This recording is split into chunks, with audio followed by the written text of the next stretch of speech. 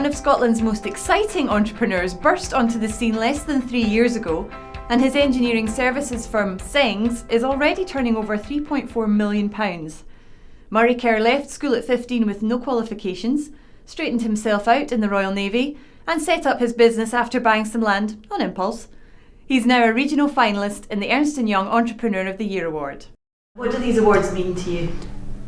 Well, main thing for me is Special Offshore Achievement Awards. I felt that was quite an achievement for myself, because throughout my life I was never actually given any praise for anything. So I felt that was on that night it was quite emotional. Good. And you've got a purpose-built facility here. Tell me the story of how you built it and how you found the land. 2005, this land was always available.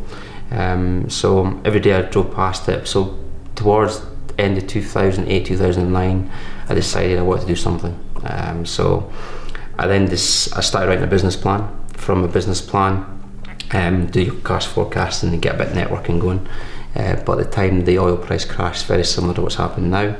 I went to Business Gateway, I went to the banks, went to some capital investors, and basically said at this stage it's not going to work. So I sat on it. 2011, I still drove past this and I was getting frustrated that I wasn't going to have this land, and I thought I could never have it. But then what happened in 2011, I then took a big risk. I then decided to remortgage one of my houses in Manchester, took out the capital from that, and I just went and bought the land. It was a big decision. I don't know why I did it, but I did do it. It's just something said, just go and do it. So I did that, and in that stage I then started reworking on my business plan to look at the current market, and the market trends were changing. The oil price was creeping back up. You can see a lot more production going on. So I said, right, this could be an opportunity to try and get this next 5 years in. So I then started speaking again with the local authorities, the Business Gateway, Scottish Enterprise, capital investors, banks, to try and get some support. But I was told at that time, again, okay, the market's changing, you're still too young, we don't think you've got the experience, and finally we don't think you can manage it and achieve it. That was the worst thing to say.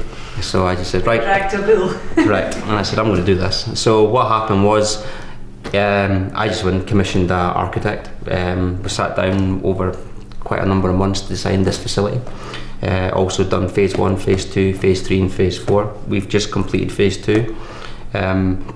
So for him, we got involved with each other.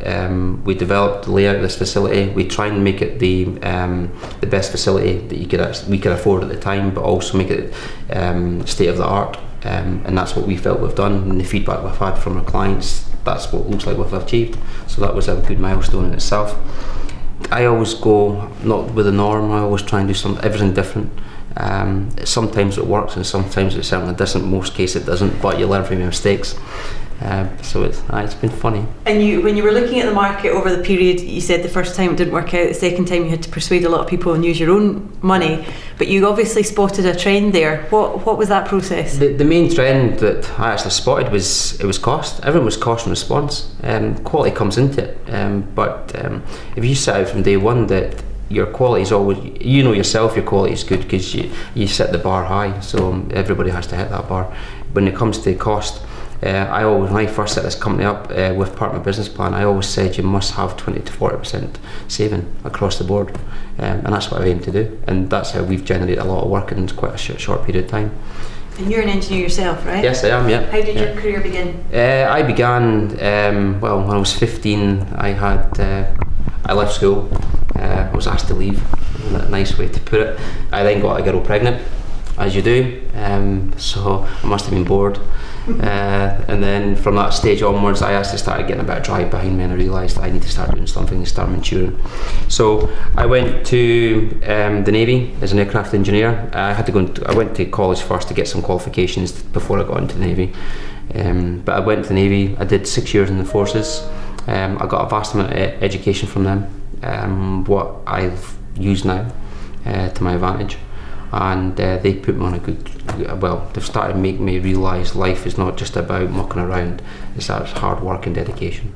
And you enjoyed your time at the Navy? I loved it, yeah. You've got to be, I would say if you go to the forces again, if I look back, you'd have to be a single man.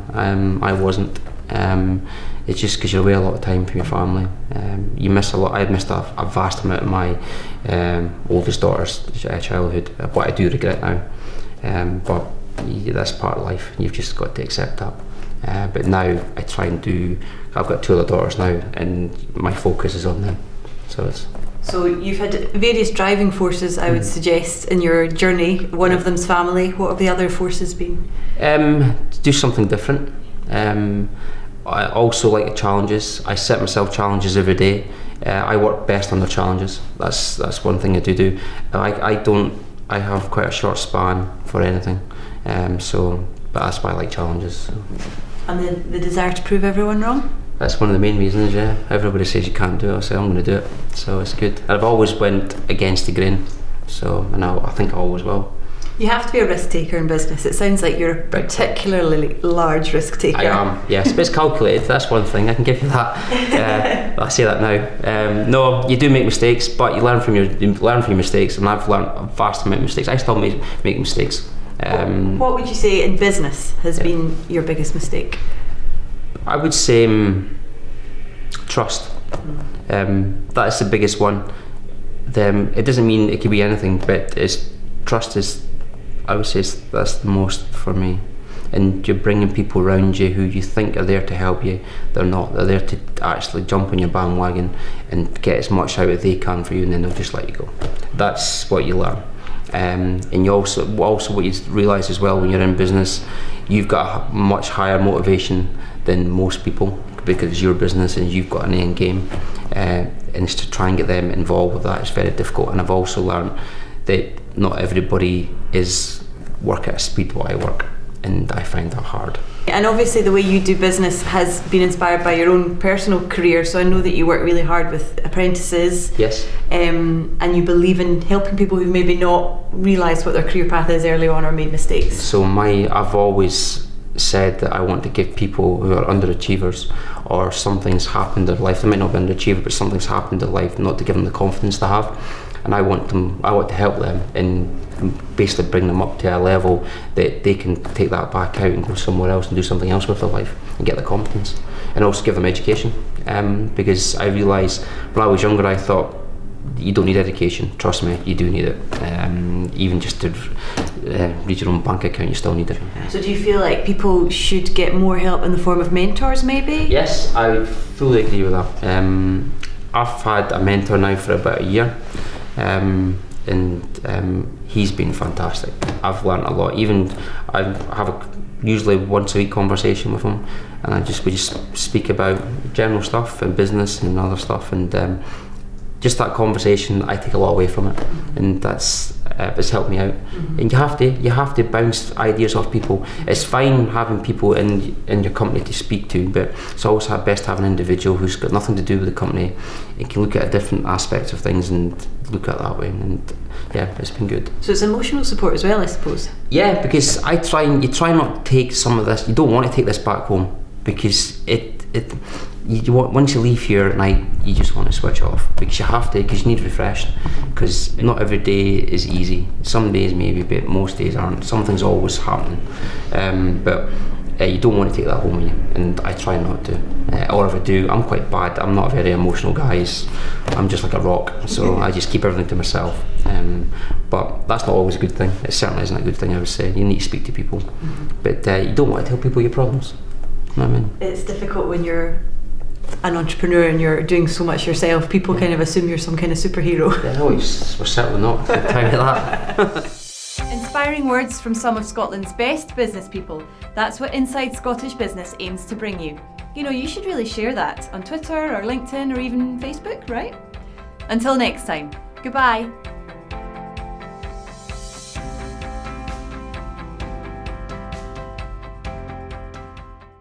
SBNN has more Scottish business news than anyone else. Subscribe at sbnn.co.uk.